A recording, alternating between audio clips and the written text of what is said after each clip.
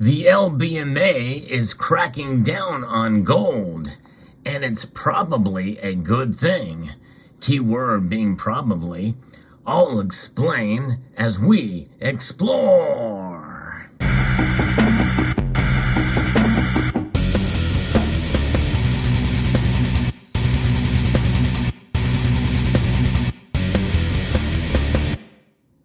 When we buy gold, we typically don't buy it in the form that you see right here. In other words, unmarked. How do we really know it's gold? It could be gold-plated tungsten for all we know. In fact, even marked gold could be gold-plated tungsten. In other words, it has a stamping of some sort on it.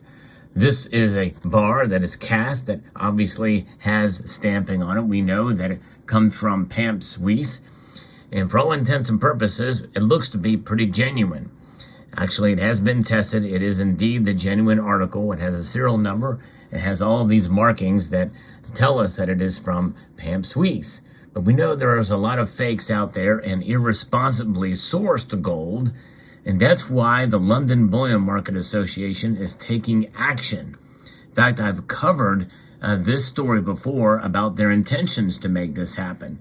But now they're making a bold move into that direction. And it may seem like a pretty good thing to do when you think about all the different aspects of the gold market. But there are also some red flags and some concerns that I have, and you may as well have those too. But before we get into the nuts and bolts of this story, I hope you will consider subscribing to the channel if you haven't done so already, and pressing the notification bell so that you can be apprised of the latest video that makes its way across your device from this channel. So the London Bullion Market Association, which is the largest in the world of the bullion market, has called for proposals from service firms to create a secure global database that would improve trust in the gold market's value chain. That is the headline of the story, and that really says it all. There's a lot of concerns about irresponsibly sourced gold from a number of different factions out there. I've covered much of that in the history of this channel, such as what could be known as blood gold. Blood gold is gold that is mined irresponsibly, not only to the environment, but to the people that actually mine it in some of these poor countries, especially with regards to mercury, poisonous to the immediate environment, as well as to individuals mining gold, stuff that they skirt all the regulations and all of the standards, and that gold somehow makes its way to the London Bullion Market Association's vaults. But nonetheless, gold refineries must source gold responsibly under the industry body's accreditation requirements, allowing them to access the London Bullion Market, which is the world's largest. And especially with recent events that we see with Russia, the group's database of Russian gold bars held by banks in London helps prevent sanctions evasion by Russian companies. In other words, they track all of the existing gold bars, the Russian gold bars that are essentially grandfathered in. And so that tracking mechanism means that they can continue to flow and be utilized without Russia profiting from that, because other Russian gold is prohibited. So that's one area that has probably moved this up the chain to be able to happen and to make this thing happen quicker, is they are now being able to track it in many different ways, utilizing this database.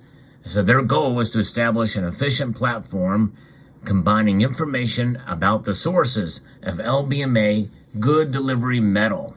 Now, what does a good delivery bar mean? Well, it's marked. It's usually it's kilo or 400 ounces. I think the 400 ounce bar is considered a good delivery bar, but I think they have kilo bars as well too. These bars represent a fraction of that, obviously 1/10, 100 grams, but nonetheless they are marked, identified, and responsibly sourced according to them.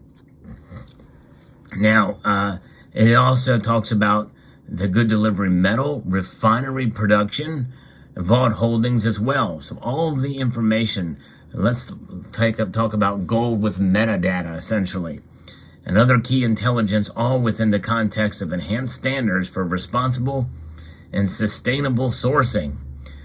This according to LBMA CE Ruth Crowell in a statement. Now, there's a part of this sustainable sourcing, responsible, sustainable with regards to the environment, implementing ESG standards that companies must comply with, which is why this raises red flags, in my view, for some of that aspect.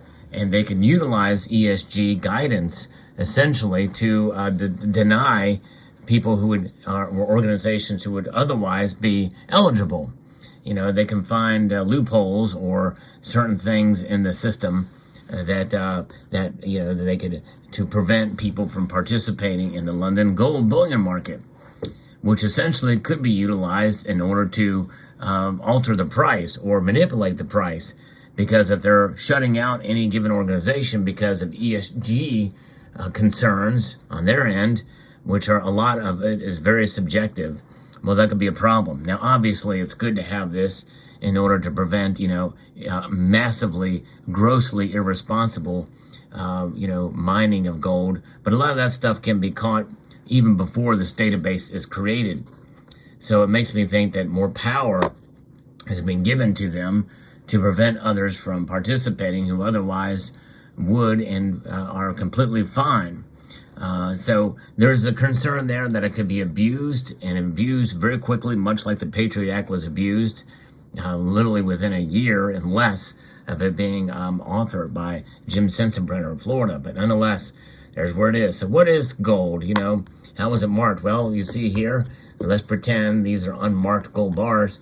If these could have been, if they're unmarked, could have been sourced irresponsibly. You don't know where they came from. And so you send it to a refiner to get stamped, and it's a legitimate refiner that may have a questionable history. This thing very well could be able to track that, and the database will be able to track the gold as it's come through the different parts of the supply chain, all the way up until it comes into being represented as a good delivery bar, which means that everything is good with it.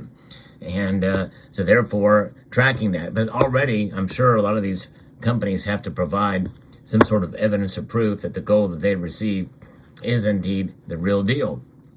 But you take things like United States Mint Gold Buffalo here, for instance.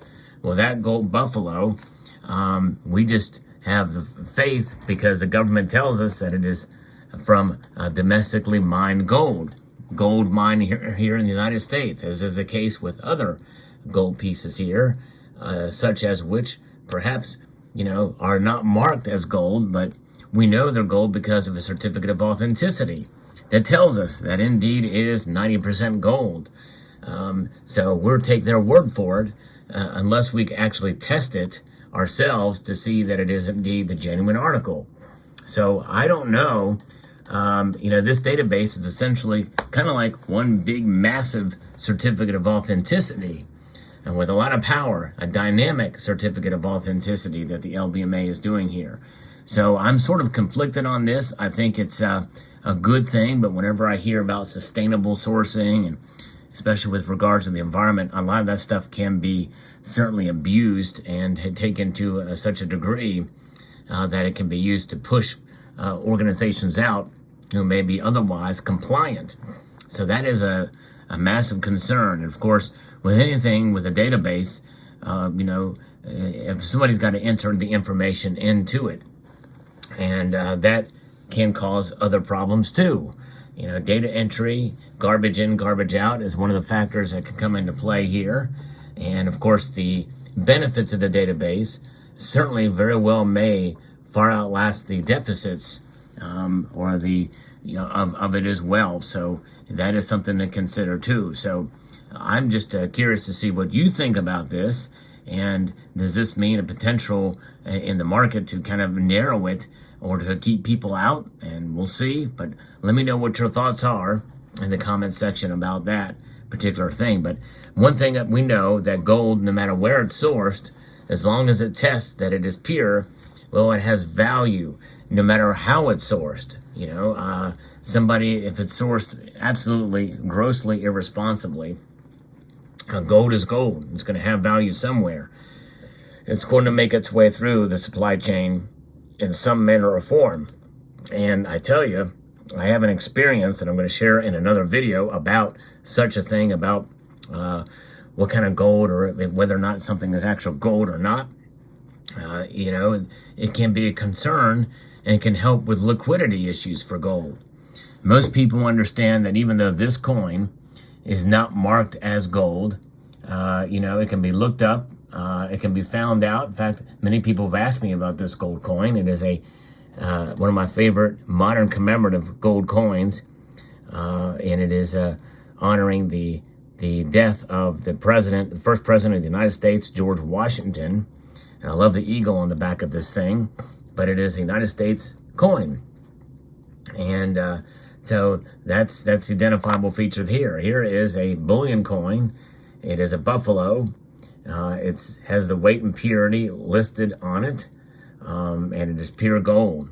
These bars are marked with the weight and purity as well, and they're serialized. The refiner, we know how they came to be, and unless they're fake, if they test, then we take their word for it. It has value. So there you have it. So let me know what you think about this story.